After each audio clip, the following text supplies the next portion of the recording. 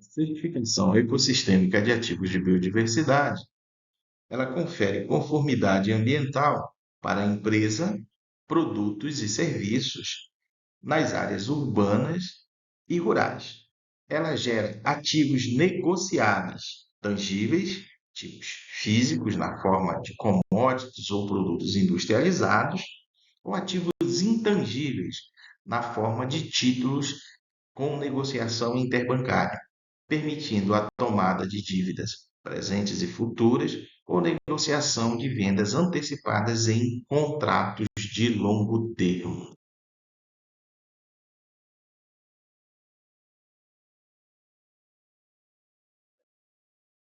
Neste taser do capítulo 1, trataremos das características principais dessa modalidade de certificação, abordando conceito, estrutura, ferramentas digitais que são aplicadas na execução de inventário dos projetos de certificação ecossistêmica de ativos de biodiversidade.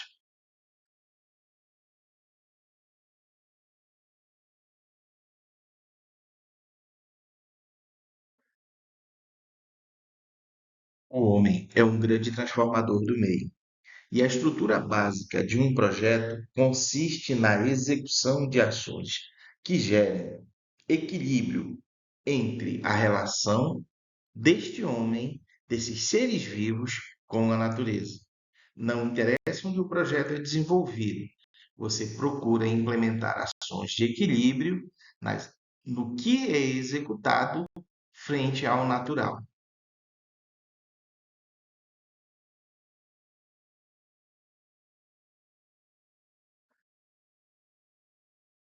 Qualquer estrutura ecossistêmica, temos dois componentes básicos. Os componentes integrados com equilíbrio. É o que nós buscamos. Nós procuramos componentes que tenham equilíbrio, que estejam integrados.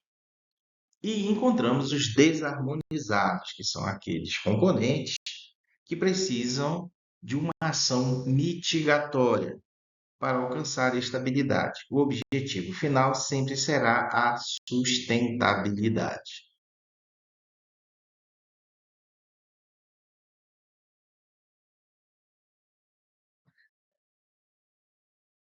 Dentro das características principais, buscamos a validação socioeconômica e ambiental.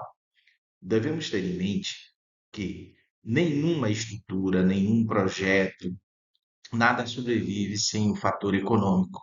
Então, você precisa equilibrar esse fator econômico, você tem que demonstrar a evolução desse fator econômico com valorização social e valorização ambiental.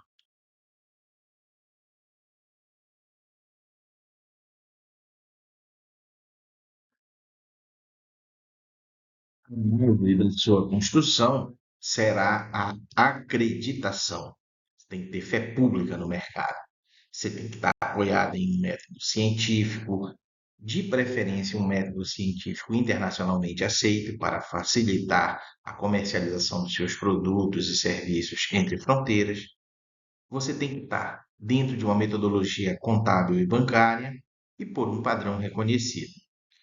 Você vai trabalhar avaliação de ciclo de vida, com análise ambiental, auditoria ambiental. Você vai se basear em indicadores, você vai fazer modelagem e simulação, você vai cumprir listas de verificação, fazer passar por um processo de auditagem e registro de uma terceira parte e manter um monitoramento de acordo com o padrão escolhido, que é o MRV.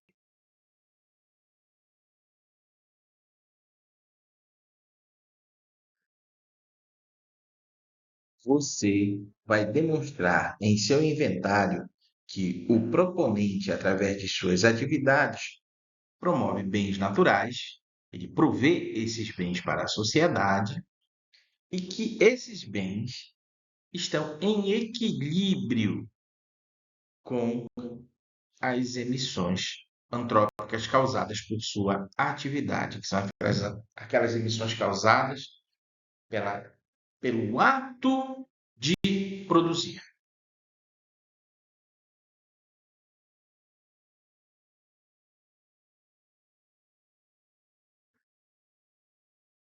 Devemos demonstrar também as promoções não ligadas ao lucro.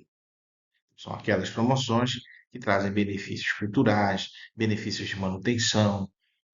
Por esse motivo é que nós chamamos de socioeconomia ambiental. Você tem um lado econômico, você tem um lado ambiental e você tem um lado social. Você tem sempre que se apoiar nesse tripé para fazer a sua demonstração de inventário.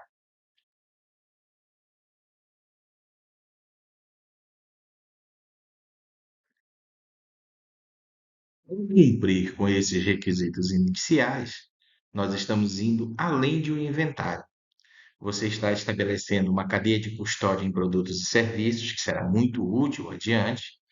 Você acaba consolidando incentivos de recuperação e proteção florestal, vegetação nativa e produção, lembrando das empresas privadas, e automaticamente, que é o principal para o dono de uma instituição, é gerar retorno financeiro. Aí você tem créditos de carbono, créditos de reposição, você tem isenções, você tem subsídios governamentais e o principal de todos, que são os ativos de biodiversidade de alto valor agregado.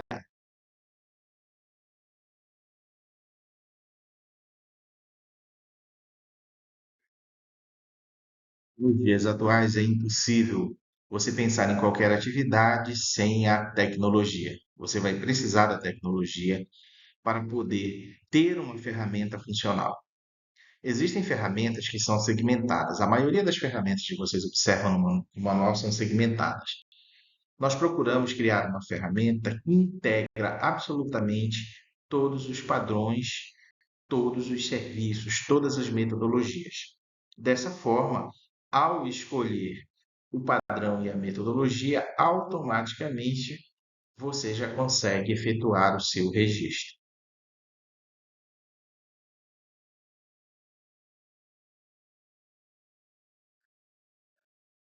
Dentro de toda e qualquer ferramenta, o primeiro passo é definir o PIN. É onde você define a viabilidade econômica de executar um projeto para uma instituição, para uma empresa, para qualquer ente, qualquer proponente que venha de solicitar um projeto. Não execute nenhum projeto sem antes definir o que nós chamamos de planejamento inicial, que é o plano, ideia, notas.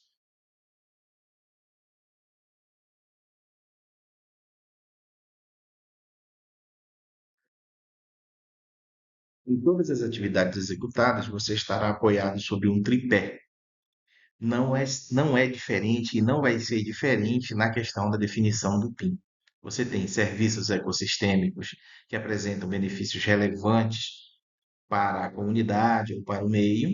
Você tem os serviços ambientais, que são aquelas atividades de mitigação, recuperação de áreas ou de infraestruturas, e tem os pagamentos por serviços ambientais, onde você tem alguém que provém e que recebe, e você tem um usuário que paga. A lógica para a definição sempre será essa.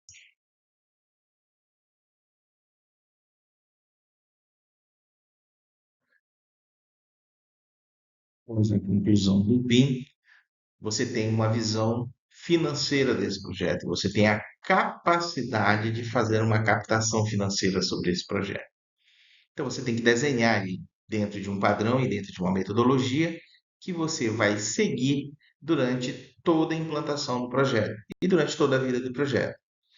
Ali você vai mostrar o que vai ser mitigado ou não, quais são os benefícios, quais são as vantagens, quais são os valores.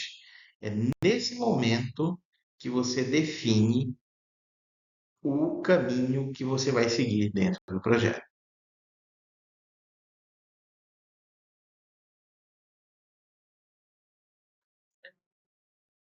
Fonte de financiamento de um projeto é o ponto crucial para a sua manutenção.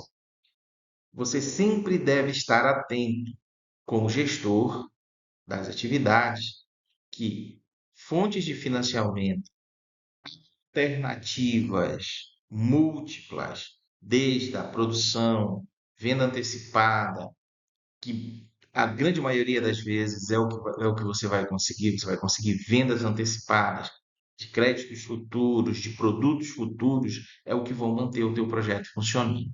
Então, a tua atenção ela deve estar totalmente voltada em um primeiro momento após o PIN para essas fontes de financiamento.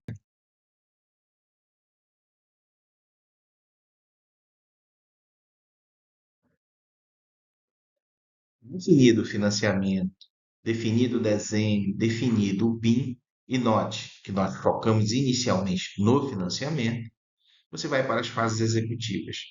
A fase executiva é um ponto chave dentro dessa infraestrutura, porque você tem que equilibrar tempo com o recurso disponível. Esteja atento sempre nessas fases de execução. Siga o padrão, siga a metodologia e procure ganhar tempo em todas as etapas.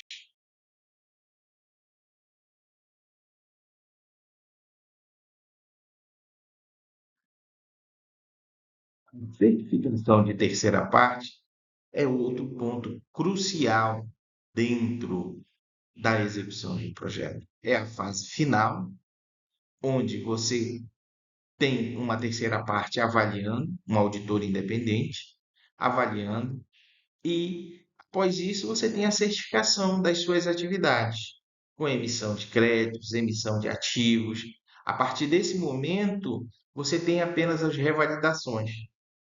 Não existe, nós costumamos a dizer, não tem jeitinho nesse tipo de metodologia, nesse tipo de projeto, nesse tipo de ação.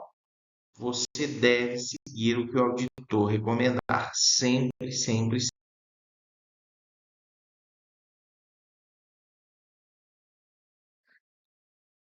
Aqui costumamos a falar que todos os projetos devem ter cunho econômico. É o nosso objetivo. E para que esse projeto se mantenha, é necessário monitoramento constante. Você mantém a equipe em campo, você tem recebimentos constantes. Então, fazer o MRV é uma exigência de basicamente todas as metodologias. Você tem que estar atento qual o período de monitoramento, verificação e informe para essas metodologias.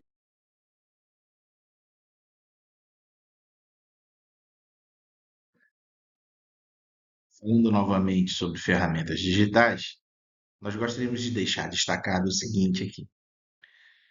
Existem ferramentas que são caras, existem ferramentas que são baratas, existem ferramentas com grande cobertura ou com pouca cobertura e com pouca conexão com padrões e metodologias. Ao escolher uma ferramenta, você tem que entender, você tem que otimizar seu tempo, você tem que ter precisão, você tem que ter menor custo, conexão com o mercado consumidor, isso é chave, plataforma em tempo real e ganho em escala. Então esteja muito atento nesse quesito ferramenta escolhida, que é a plataforma por onde você vai trabalhar, para que você possa comprar e vender B2B e maximizar seu tempo, seu lucro e seu serviço.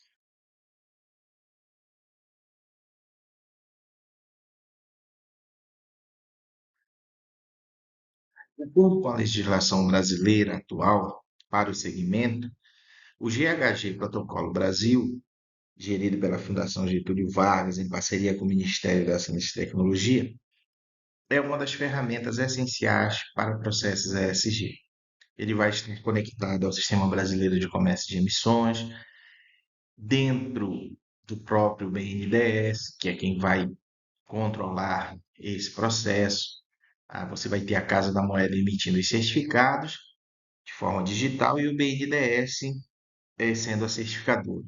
Então, gente, é assim, para empresas privadas e algumas empresas do agro, é indiscutível a utilização do GHG Protocolo Brasil. Ele está integrado em nossa ferramenta de uso também.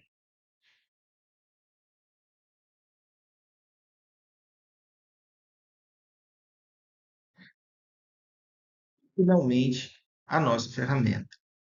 Nós temos uma ferramenta que é a SyncronView. Ela funciona a 360 graus. Ela consegue atender tanto em empresas urbanas como em empresas rurais. Ela atende a todos os modelos dentro de protocolos, padrões e metodologias. Ela é interativa e te proporciona tempo. Em alguns casos, nós temos interesse de financiamento de projetos.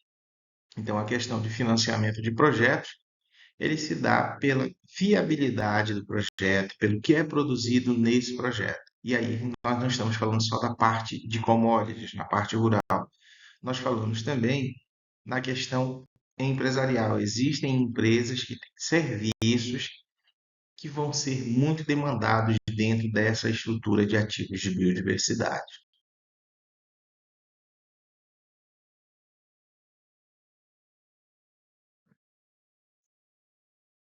Essa apresentação é apenas uma parte do nosso curso completo. Então, se você tem maiores interesses, quer entender como é que funciona todo o processo de certificação ecossistêmica de ativos de biodiversidade, quer entender o seu papel, quer saber como você pode participar, fale conosco. Ao final dessa apresentação, tem os nossos contatos e estamos à disposição para atender vocês. Muito obrigado pelo tempo de vocês.